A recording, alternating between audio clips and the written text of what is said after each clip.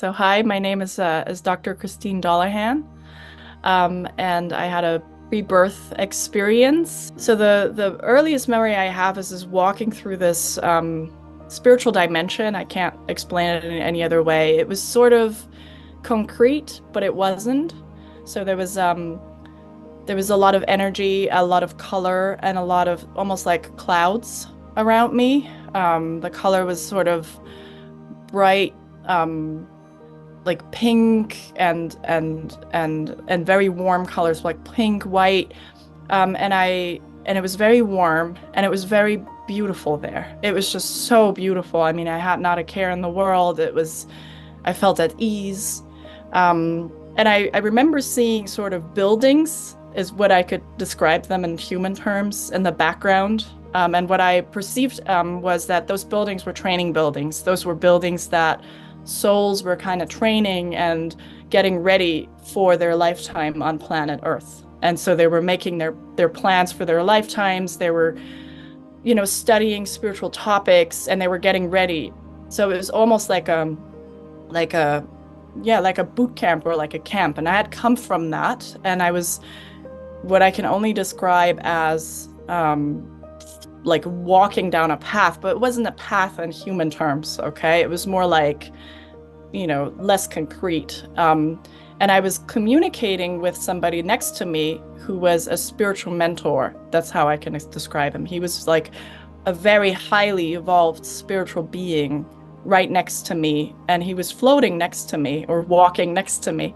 He was sort of tall. I remember him sort of having like darker robes on, but very loving being, but not a being that incarnates on planet Earth anymore. It was more of a being that had kind of evolved and was now helping beings like me, get through their karma, get through their life stuff, get through everything. And so we were walking, and the way we were communicating was via our minds. So we were telepathically communicating. And at the same time that he was communicating with me, I was really communicating with, higher consciousness, God, or whatever else. And I was getting spiritual downloads and spiritual sort of truths about who we truly are in our nature at the same time. And so at some point, I remember kind of getting this feeling of like, oh no, now we're getting close. Now it's almost time for me to go. And I was getting very anxious. And when I say it wasn't me as a person. It was more like my essence. I perceived myself as like a ball of energy, almost like a lightful being. That's also how I was kind of saw myself, was just this like lightful cloak around me. And so we were walking, getting very anxious, and I started bargaining with him, and that's how he presented himself as a male. But there was sort of this understanding that that was just his preference to me. He could be male or female or anything really. I just perceived him as male, and I was kind of asking him in my mind. I said, "Do I really have to go?" And I had this sort of dread of like, oh man, I've been through this so many times, and I know what it's like down there, and I know how hard it is down there, and I really don't want to leave this beautiful, just blissful space. Like, I just wanted to stay here because it's very restful and very beautiful and up there. I mean, you don't have a care in the world there.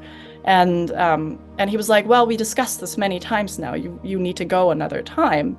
And I said, well, can this at least be my last time? Like, do I really need to go another time? And he was like, well, it's really up to you. I mean, if you do everything that you've decided to accomplish on planet Earth, then maybe this, he was like, it's probably not going to be your last time, but you could potentially skip over a couple of lifetimes and take a shortcut. And I remember in my essence and in my soul thinking at that time, like, that's what I want to do. I just want to power through this lifetime because I don't want to have to go back there again. And before we knew it, we were at this, what I can only describe as almost like a helicopter hub. So it was round, and it was like a vortex, and it was swirling in the middle. And I was standing in the edge of it, and I could see and perceive other souls standing with their mentors there as well, who had brought them there too. And it was very clear to me that those souls were born too. I mean, at that time, I didn't have that concept of I'm being born, but it was sort of clear to me that those souls were departing too, and that they had gone there to say goodbye to the spiritual realm. And so I was standing there with him, and I was still bargaining, and I was like, I really don't want to have to go. Can't we do anything? Like, can't I just stay a couple more minutes or what? Minute. There was no time, but like, it kind of felt that way. And he said, well, we already discussed that. He started getting a little bit like lovingly, but a little bit, like a father figure, almost like, we discussed it. Come on, we know you need to go. And then the last thing before he actually pushed me into the vortex, because he knew I wouldn't have gone otherwise, was just remember that we're always here for you. All you need to do is reach out with your mind to us and remember that we're always here for you. And I said, okay. So he pushed me, and I thought in that moment, he pushed me down. Again, he pushed me, and I fell down the vortex. And so it was like the tunnel, but in reverse. So the tunnel that a lot of people see in their near-death experiences is what I fell through, but in reverse, almost like a two-way street. And I remember falling through the tunnel, and it was a sensation of being sucked into darkness and thinking like, I remember this from the times I was dying before. And then there was this point where suddenly I was sucked into this dimension, and I slammed into my body. I remember literally like slamming into my body, taking a breath, and then just thinking, here we go again. And being just completely exhausted. Landing in my body was awful. It was just like this really like harsh, like rough, I was like literally slammed. It was like I was slammed into a wall. There was a lot of pain. It was cold. It was bright. And it was just, the thought was just, here I go again.